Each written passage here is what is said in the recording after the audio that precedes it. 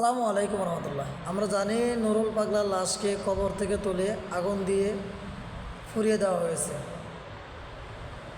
নুরুল পাগলা কে ছিল? এমন ব্যক্তি যে ব্যক্তির লাশটা কবর থেকে তুলে ফুরিয়ে দেওয়া হলো। মূলত কথা হলো, নুরুল পাগলা সে ইসলাম বিরোধী কিছু কথা বলতো, কোরআন বিরোধী, হাদিস বিরোধী কিছু কথা বলতো।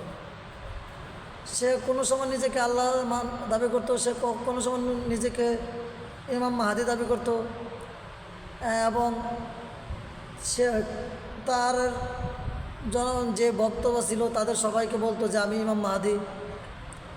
এরকমভাবে তারা প্রচার করতো।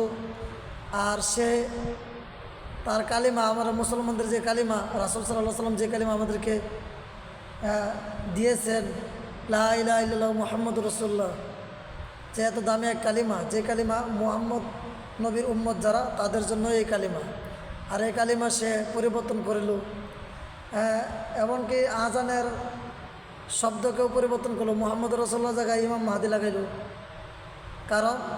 তার কারণ একটাই ছিল, সে নিজেকে ইমাম মাহাদি দাবি করত। সবসময় সে নিজেকে ইমাম মাহাদি দাবি করত। এমনকি কোরআনকে সে তুচ্ছ করত। কোরআনকে বলতো যে কোরআন তো একটা বুঝ পাতার মতো।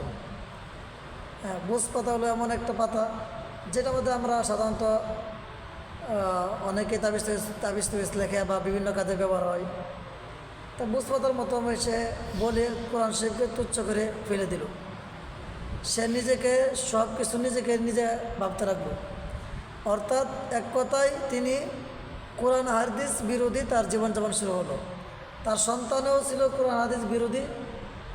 তার বাবার নাম ইমাম মাহাদি দিয়ে সে প্রচার করতে শুরু করলো, যার কারণে জনগণ, ওই এলাকার জনগণ প্রশাসনকে বলল, কিন্তু প্রশাসন কোনো কাজ না করায় জনগণ কেঁপে গিয়ে তার কবরটাকে খুঁড়ে কবর থেকে লাশ ভরে দিল।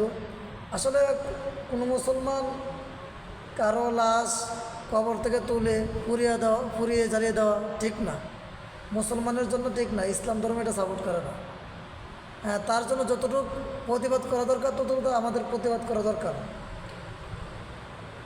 এজন্য এই নুরুল পাগলার মতন যারা মাজার পূজারি করে, যারা ভণ্ডামি করে, তাদের প্রত্যেকের বিরুদ্ধেই আমাদের সতর্ক থাকা দরকার।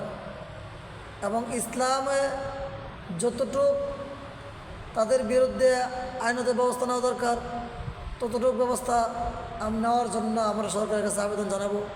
সরকার যেন এই